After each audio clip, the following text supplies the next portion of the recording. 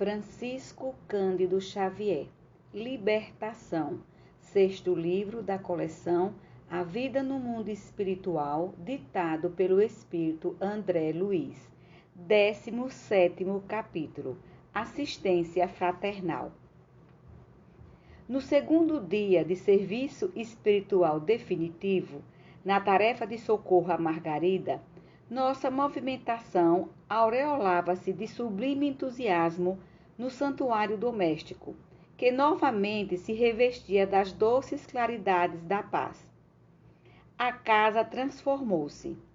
Desde a véspera, Saldanha e Leôncio eram os primeiros a pedir instruções de trabalho. Teimavam em dizer que os adversários do bem voltariam à carga.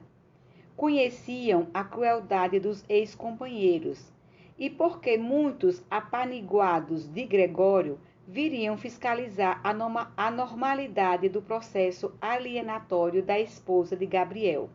Gúbio começou por traçar expressivas fronteiras ao redor da casa, mantidas dali em diante sob a responsabilidade dos colaboradores que Sidônio nos cedera por gentileza.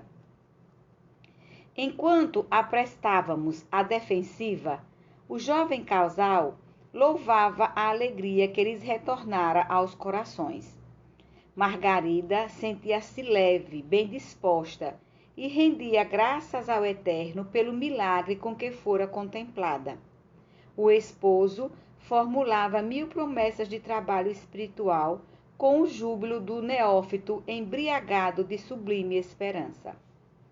De nosso lado, porém, as responsabilidades passaram a crescer. Atendendo às determinações de Gúbio, Saldanha dirigiu-se ao interior da casa e trouxe por influência indireta a velha serva encarnada, que espanou móveis, bruniu adornos e abriu as janelas, dando passagem a vastas correntes de ar fresco. O prédio como que se reconciliava com a harmonia.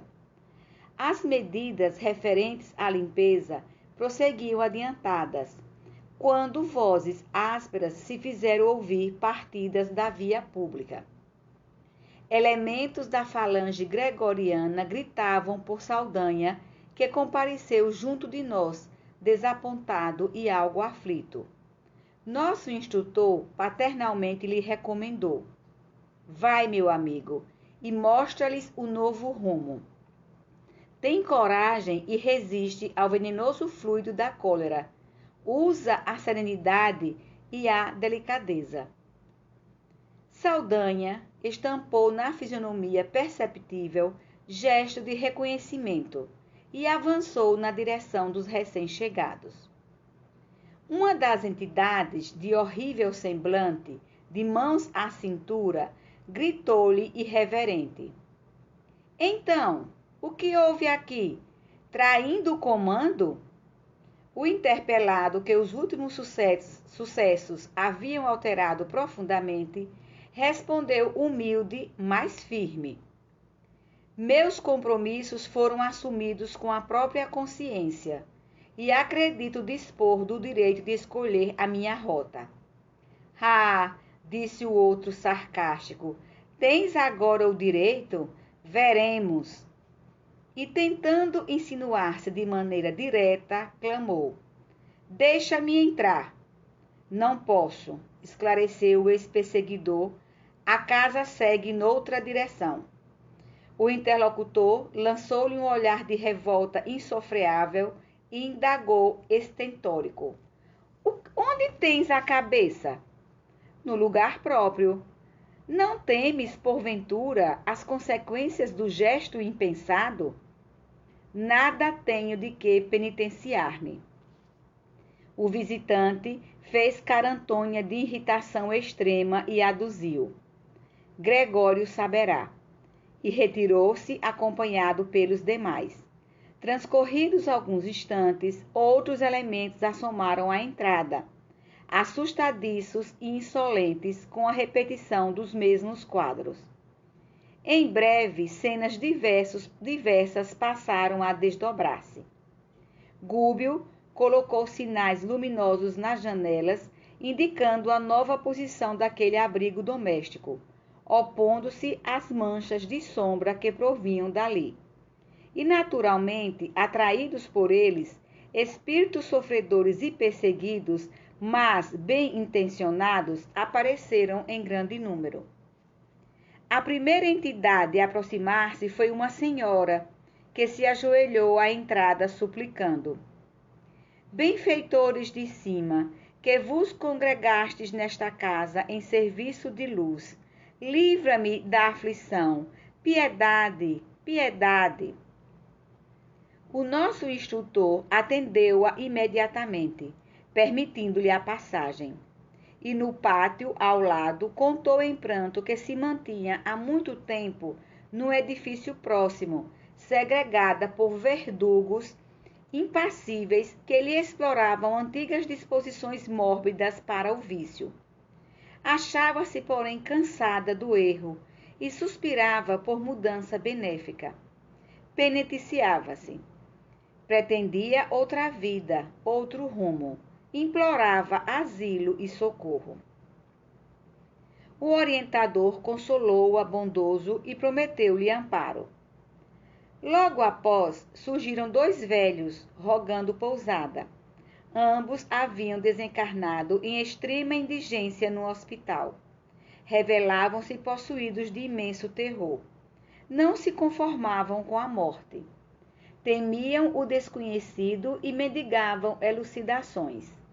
Padeciam de verdadeira loucura. Curiosa dama compareceu pedindo providências contra espíritos pervertidos e perturbadores que, em grande bloco, lhe não permitiam aproximar-se do filho, instigando a embriaguez. Outra veio solicitar recursos contra os maus pensamentos de um espírito vingativo que lhe não dava ensejo à oração. A corrente dos pedintes, contudo, não ficou aí.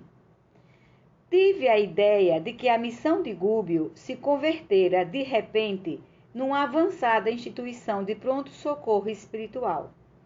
Dezenas de criaturas desencarnadas, sob regime de prisão aos círculos inferiores, alinhavam-se agora ao lado da residência de Gabriel, sob a determinação de Gúbio, que dizia aguardar a noite para os serviços da prece em geral.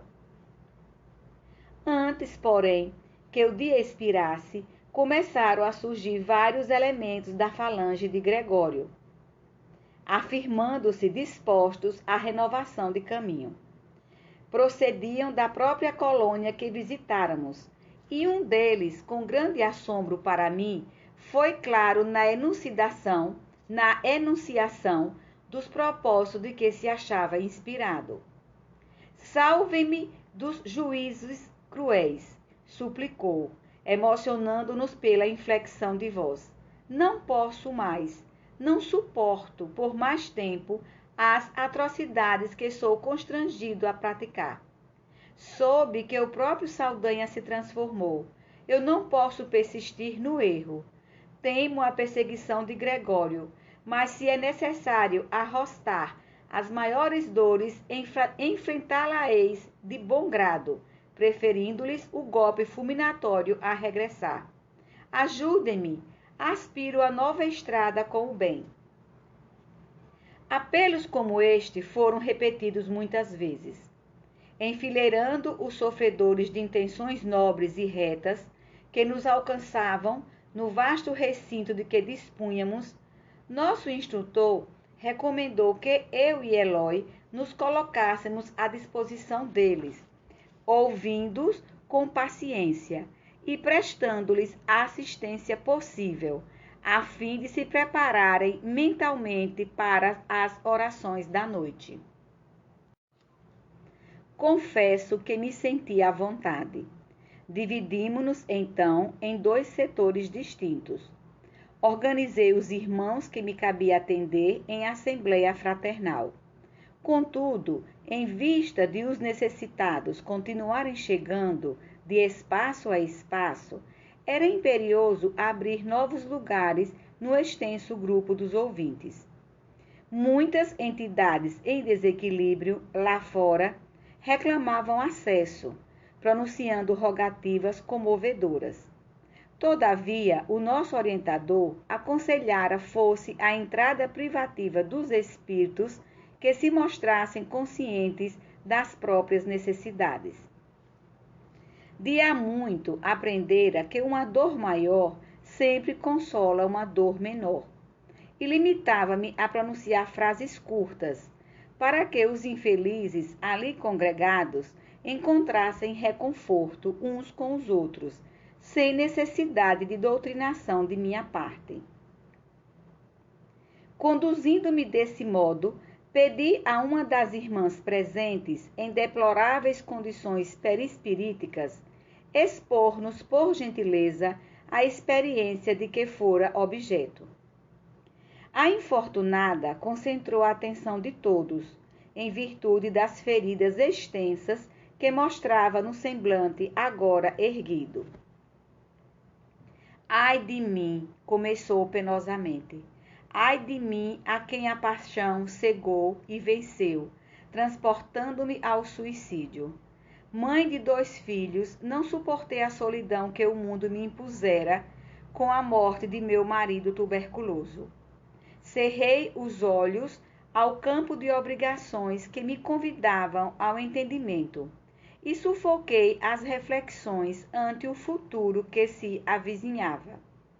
Olvidei o lar, os filhos, os compromissos assumidos e precipitei-me no vale fundo de sofrimentos inenarráveis. Há 15 anos, precisamente, vagueio sem pouso, a afeição da ave imprevidente que aniquilasse o ninho. Leviana que fui. Quando me vi só e aparentemente desamparada, entreguei meus pobres filhos a parentes caridosos e sorvi, louca, o veneno que me desentregaria o corpo menosprezado. Supunha reencontrar o esposo querido ou chafurdar-me num abismo da inexistência. Todavia, nenhuma realização nem outra me surpreenderam o coração. Despertei sob denso nevoeiro de lama e cinza, e debalde clamei socorro, à face dos padecimentos que me asfixiavam. Coberta de chagas, qual se o tóxico letal me atingisse os mais finos tecidos da alma, gritei sem destino certo. A essa altura, porque a emotividade lhe interceptasse a voz, interferi, perguntando de modo a fixar o ensinamento. E não conseguiu retornar ao santuário doméstico? Ah, sim, fui até lá, informou a interpelada, tentando dominar-se. Mas, para acentuar minha angústia, o toque de meu carinho nos filhos amados, que confiara aos parentes próximos, provocava-lhes aflição e enfermidade. As irradiações de minha dor lhes alcançavam os corpos tenros, envenenando-lhes a carne delicada através da respiração. Quando compreendi que a minha presença lhes inoculava pavoroso vírus fluídico, deles fugi aterrada. É preferível suportar o castigo de minha própria consciência isolada e sem rumo que infligir-lhe sofrimento sem causa. Experimentei medo e horror de mim mesma. Desde então, venho até aqui implorando alívio e segurança. Estou cansada e vencida. Convença-se de que receberá os recursos que pleiteia, por intermédio da prece. Esclareci, prometendo-lhe a colaboração eficiente de Gúbio. A pobrezinha sentou-se mais calma e, reparando que um dos irmãos presentes buscava salientar-se, no intuito de relatar-nos a experiência de que era vítima, roguei atenção em torno das palavras que pronunciaria. Fitei-o, vigilante, e notei-lhe o singular brilho dos olhos. Parecia alucinado, abatido. Com a expressão típica da loucura, cronificada, falou aflito. Permite-me indagar? Perfeitamente, respondi surpreso. Que é o pensamento? Não aguardava a pergunta que me era desfechada, mas, centralizando minha capacidade receptiva no propósito de responder com acerto, elucidei como pude. O pensamento é, sem dúvida, força criadora de nossa própria alma, e por isto mesmo é a continuação de nós mesmos. Através dele, atuamos no meio em que vivemos e agimos, estabelecendo o padrão de nossa influência no bem ou no mal. Ah, fez o estranho cavalheiro um tanto atormentado. A explicação significa que as nossas ideias exteriorizadas criam imagens tão vivas quanto desejamos? Indiscutivelmente. Que fazer então para destruir nossas próprias obras quando interferimos erroneamente na vida mental dos outros? Auxilie-nos a apreciar seu caso, contando-nos alguma coisa de sua experiência. Pedir com interesse fraternal. O interlocutor, provavelmente tocado pelo tom de minha solicitação afetuosa, expôs-se à perturbação que lhe vagava no íntimo, com frases incisivas, quentes de sinceridade e dor. Fui homem de letras, mas nunca me interessei pelo lado sério da vida. Cultivava o xiste malicioso e com ele o gosto da volúpia, entendendo minhas criações a mocidade de meus dias. Não consegui posição de evidência nos galarins da fama. Entretanto, mais que eu poderia imaginar, impressionei destrutivamente muitas mentalidades juvenis, arrastando-as a perigosos pensamentos. Depois do meu decesso, sou incessantemente procurado pelas vítimas de minhas insinuações sutis, que me não deixam em paz. E enquanto isto ocorre, outras entidades me buscam, formulando ordens e propostas referentes a ações indignas que não posso aceitar. Compreendi que me achava em ligação desde a existência terrestre com enorme quadrilha de espíritos perversos e galhofeiros que me tomavam por aparelho invigilante de suas manifestações indesejáveis. No fundo, eu mantinha por mim mesmo, no próprio espírito, suficiente material de leviandade e malícia, que eles exploravam largamente, adicionando aos meus erros os erros maiores que intentariam debalde praticar sem meu concurso ativo. Acontece, porém, que abrindo meus olhos à verdade, na esfera em que hoje respiramos, em vão busco adaptar-me a processos mais nobres de vida. Quando não sou atribulado por mulheres e homens que se afirmam prejudicados pelas ideias que lhes infundi, na romagem carnal, certas formas estranhas me apogentam o mundo interior como se vivesse incrustadas à minha própria imaginação. Assemelham-se a personalidades autônomas, se bem que sejam visíveis tão somente aos meus olhos. Falam, gesticulam, acusam-me e riem-se de mim. Reconheço-as sem dificuldade. São imagens vivas de tudo que o meu pensamento e minha mão de escritor criaram para anestesiar a dignidade de meus semelhantes. Investem contra mim, apupam-me e vergastam-me o brio, como se fossem filhos rebelados contra um pai criminoso. Tenho vivido ao léu, qual alienado mental que ninguém compreende. Como entender, porém, os pesadelos que me possuem? Somos o domicílio vivo dos pensamentos que geramos, ou as nossas ideias são pontos de apoio e manifestação dos espíritos bons ou maus que sintonizam conosco? Havia nos ouvintes significativa expectação, não obstante a calma reinante. O infeliz deixou de falar titubeante. Demonstrava-se atormentado por energias estranhas ao próprio campo íntimo, apalermado e trêmulo à nossa vista. Fitou em mim os olhos esgazeados de esquisito terror e, correndo aos meus braços, bradou: Ei-lo, ei-lo, que chega por dentro de mim. É uma das minhas personagens na literatura fecenina. Ai de mim, acusa-me, gargalha irônica e tem as mãos crispadas. Vai enforcar-me. Alçando a destra à garganta, denunciava aflito: Serei assassinado! Socorro! Socorro! Os demais companheiros, perturbados e sofredores, ali presentes, alarmaram-se desditosos. Houve quem tentasse fugir, mas com uma frase apenas sustei o tumulto que se iniciava. O pobre beletrista, desencarnado, contorcia-se em meus braços, sem que eu pudesse socorrer-lhe a mente transviada e ferida. Cautelosamente, enviei o emissário a Gúbio, que compareceu em alguns segundos. Examinou o caso e pediu a presença de Leôncio, o ex-hipnotizador de Margarida. À frente do recém-chegado, indicou-lhe o doente em crise e falou peremptório, mas bondoso.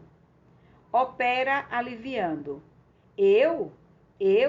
Falou o convertido semi-apalermado. Merecerei a graça de transmitir alívio? Gúbio, no entanto, obtemperou sem hesitar. Serviço construtivo e atividade destrutiva constituem problema de direção. A corrente líquida devastadora que derruba e mata pode sustentar uma usina de força edificante. Em verdade, meu amigo, todos somos devedores, enquanto nos situamos nas linhas do mal. É imperioso reconhecer, contudo, que o bem é a nossa porta redentora. O maior criminoso pode abreviar longos anos de pena, entregando-se ao resgate próprio através do serviço benéfico aos semelhantes. Dissipando-lhe as dúvidas, acentuou com inflexão de ternura: Começa hoje, aqui e agora, com Cristo. Em tua determinação de ajudar, esconde-se a solução do segredo da felicidade própria. Leôncio não mais vacilou. Magnetizou o enfermo dementado, que poucos minutos depois silenciou em profundo repouso. Desde esse instante, o ex-perseguidor não mais me abandonou nas experiências do dia, desempenhando as funções de excelente companheiro. A assembleia, porém, crescia de hora a hora. Entidades de boa intenção buscavam-nos sequiosas de paz e esclarecimento, mas, francamente, doía-me observar tanta ignorância além da morte do corpo. Na maior parte dos presentes não surgia o mais leve traço de compreensão da espiritualidade. Raciocínios e sentimentos jaziam presos ao chão terrestre, vinculados a interesses e paixões, angústias e desencantos. E nosso orientador fora categórico nas últimas informações que transmitira. A noite próxima assinar-luzia o término da permanência junto ao lar de Margarida. E cabia-nos preparar quantos nos buscavam, famintos de conhecimento santificante, para os serviços de oração que ele pretendia realizar. Não convia comparecessem desprevenidos de avisos salutares e oportunos acerca das obrigações e esperanças que lhes competiam desenvolver. Em razão disso, interferi nas conversações, disseminando os esclarecimentos de que podia dispor. Ao entardecer, a conformação e o contentamento reinavam em todos os rostos.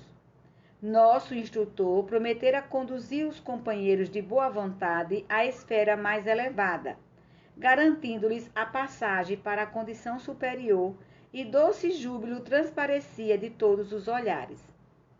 Na exaltação da fé e confiança que nos dominavam, Simpática senhora pediu-me permissão para cantar um hino evangélico ao qual anuir prazeroso, e era de ver a beleza da melodia desferida em notas de maravilhoso encantamento.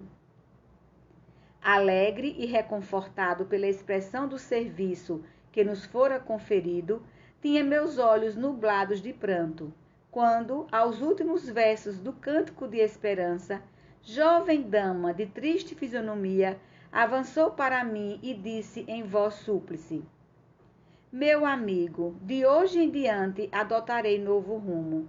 Sinto, neste cenáculo de fraternidade, que o mal nos afundará invariavelmente nas trevas. Fixou os olhos lacrimosos aos meus e rogou, depois de comovente intervalo: Promete-me, porém, a bênção do ouvido na esfera do recomeço. Fui mãe de 2 filhinhos tão belos e tão puros como 2 estrelas, mas a morte me arrebatou muito cedo do lar. Mas não foi a morte o único algoz que me feriu desapiedado. Meu marido, em 6 meses, esqueceu as promessas de muitos anos e entregou-me os 2 anjos a madrasta sem estranhas, que cruelmente os amesquinha. Há 20 meses luto contra ela, tomada de incoercível revolta. Todavia estou entediada do ódio que me constrange o coração. Preciso renovar-me para o bem, a fim de ser mais útil. Entretanto, meu amigo, tenho sede de esquecimento. Ajuda-me por piedade. Prende-me em algum lugar onde minhas recordações amargas possam tranquilamente morrer. Não me deixes por mais tempo entregue aos caprichos que me arrastam. Minha inclinação ao bem é insignificante réstia de luz, no seio da noite do mal que me envolve. Compadece-te-me e ajuda-me. Não sei amar ainda, sem o ciúme violento e aviltante. Entretanto, não ignoro que o Mestre Divino se entregou à cruz em extrema renúncia. Não permitas que as minhas elevadas aspirações desta hora venham a perecer. As rogativas e lágrimas daquela mulher acordaram-me a lembrança viva do próprio passado. Eu também sofrera intensamente para desvencilhar-me dos laços inferiores da carne. Sensibilizado, nela enxerguei uma irmã pelo coração e que me cumpria esclarecer e amparar. Abracei-a, comovido, como se o fizesse a uma filha, chorando por minha vez, e refletindo nas dificuldades de quantos empreendem a reveladora viagem da morte, sem bases de verdadeiro amor e de legítimo entendimento nos corações que permanecem à retaguarda, exclamei: Sim, farei tudo quanto estiver em minhas forças para auxiliar-te. Fixa-te em Jesus, e doce esquecimento do perturbado campo terrestre te balsamizará o espírito, preparando-te para o voo às torres celestes. Serei teu amigo e desvelado irmão. Ela abraçou-me confiante, como a criancinha quando se sente segura e feliz.